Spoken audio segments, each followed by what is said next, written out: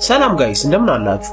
አኒሜትድ ፊልም ካየው ትንሽ ቆየት ብዬ ነበርና ከሰሞኑን ጎልደን ግሎብስ ላይ ቤስት አኒሜትድ ሙቪ ኦፍ ዘ ይር የተሰኘውን ፍሎው የተሰኘውን ፊልም አይቼው ነበርና ልክ ይሄ ፊልም ሲያልቅ አይ ዋዝ ላይክ ዋው እንዴት እንደሚያምር ልነግራችሁ አልችልም። ፊልሙ በጣም ነው የሚያምረው።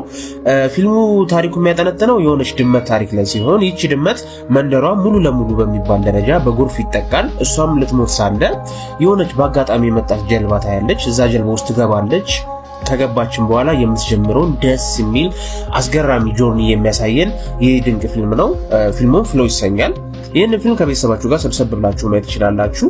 እዚህ ፊልም ላይ አንድ የተረዳሁት ነገር ቢኖር ምንም ዲያሎግ ፊልሙ ተጀምሮ እስከሚያልቅ ድረስ ምንም ዲያሎግ የለውም ነበርና እንዴት ያለ ዲያሎግ ያለ ኮንቨርሴሽን የሰው ልጅ ኢሞሽናል ማድረግ ይቻላል የሚለውን ነገር ያየሁበት ነው። እኔ በግሌ 10 ከ10 የሰጠሁት የመጀመሪያው አኒሜትድ ሙቪ ነው።